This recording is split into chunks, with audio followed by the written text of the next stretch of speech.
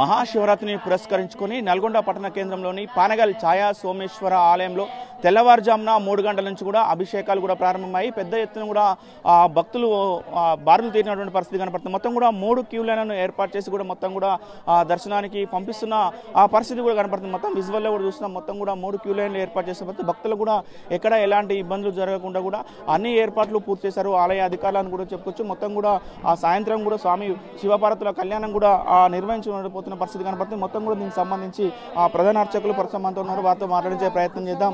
Sir, మొత్తం కూడా మహాశివరాత్రికి ఏర్పాటు ఎట్లా చేశారు? ఎన్ని గంటల నుంచి కూడా భక్తులు వస్తున్నారు? ఓం నమ శివాయ.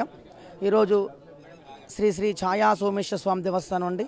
ఈరోజు తెల్లవారుజామున మహాశివరాత్రి ప్రారంభం అవడం కూడా జరిగినది. ఈరోజు తెల్లవారుజామునే ప్రధాన గర్భాలయంలో రుద్రాభిషేక కార్యక్రమం నిర్వహించుకొని అలంకరణ చేయడం జరిగినది. ఇట్లో బయటలో ఉన్నట్టు ఉపాలయము ఆత్మలింగం దగ్గర అభిషేకాలు కూడా యథావిధిగా కొనసాగడం కూడా జరుగుతున్నది. కాకపోతే మనకు ఉదయం 3 గంటల నుంచి ప్రారంభమైనది. భక్తులు కూడా అధిక సంఖ్యలో ఇంకా తరలి రావడం కూడా జరుగుతున్నది.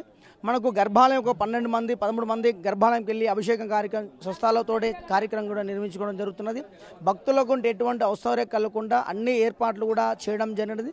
పోయిన ఈ 2024 ఒక 3 లక్షల నుంచి 4 లక్షల మంది అధిక సంఖ్యలో భక్తులు రావడం జరిగినది. ఈ అంచనా ప్రకారంగా 300 ఏళ్లకు ఈ మహాశివరాత్రి అత్యంత ప్రీతికరమైన ఆ త్రయోదశి రావడం చాలా ఎంతో విశేషమైన రోజు. అదేవిధంగా మనకు ఈ అభిషేకాలు యథావిధిగా 9 వరకు అభిషేకాలు కూడా యథావిధిగా కొనసాగుతాయి. 9:30కు మనకు శివపార్వతి కళ్యాణ మహోత్సవం కూడా అనంతరం ఉంటుందండి. అనంతరము తలంబ్రాలు, మనకు శివపార్వతుల కళ్యాణము, మనకు బుర్రకథ కార్యక్రమము, లింగోద్భవ టైంలో అభిషేకం కార్యక్రమం, 27వ తారీఖు నాడు తెల్లవారుజామున అగ్నిగుండాలు తెప్పోచ కార్యక్రమం కూడా యథావిధిగా కొనసాగుతాయండి. భక్తులు ఇంకొచ్చేసరికి ఇంకెంత సమయం పట్టే అవకాశం ఉంది? దర్శనానికి ఎంత సమయం పట్టే వరకు? క్యూ లైన్లో ఉన్న భక్తులకు దర్శనానికి ఎంత సమయం పట్టే అవకాశం? మనకు భక్తులకు యథావిధిగా యథావిధి భక్తులు దర్శనం అవుతుంది. కాకపోతే ఒక 10-20 నిమిషాలు, ఒక అర్ధ గంట దర్శనం అవ్వే అవకాశాలు ఉంటాయండి. అభిషేకం మాత్రం 1 గంట పడుతుందండి. ఇది చాలా ఫ్లోటింగ్ ఎక్కువ, అభిషేక లైన్ ఎక్కువ ఉంది కాబట్టి మనకు తొందర అభిషేకం కూడా మనకు చేయడం కూడా జరుగుతుందండి. మొత్తం కూడా అభిషేకాలు ఎప్పుడు అంటే మొత్తం కూడా స్వామివారి దర్శనం ఎన్ని గంటల వరకు కూడా కొనసాగుతుంది ఈ రోజు కంటిన్యూ? మనకు ఈరోజు 3 గంటల నుంచి రాత్రి మనకు 12 వరకు లింగోద్భవ టైంలో అభిషేకాలు కూడా యథావిధిగా కొనసాగుతాయండి. మనకు లింగోద్భవ టైంలో అభిషేకాలు కొనసాగుతున్నాయి. అదేవిధంగా కళ్యాణం కూడా ఏర్పాట్లు కూడా చేయడం జరిగిందండి.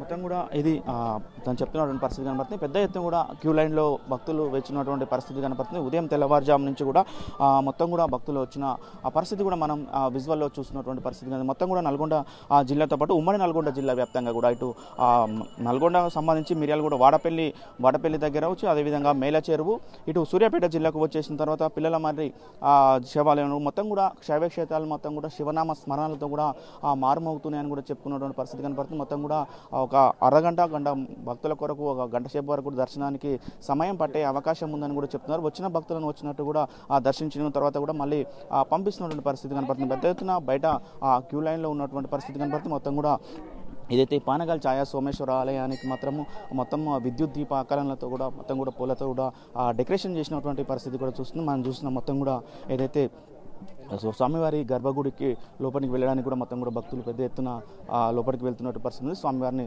దర్శించుకుంటున్నటువంటి పరిస్థితి. ఉదయం 10:30 తర్వాత కూడా శివపార్వతుల కళ్యాణం కూడా ఇక్కడ అంగరంగ వైభవంగా నిర్వహిస్తామని కూడా ఆలయ అధికారులు చెప్తున్నారు. వచ్చే భక్తులను కూడా ఎక్కడా ఇబ్బంది లేకుండా కూడా అన్ని ఏర్పాట్లు చేస్తామని కూడా అధికారులు చెప్తున్న పరిస్థితి కనపడుతుంది.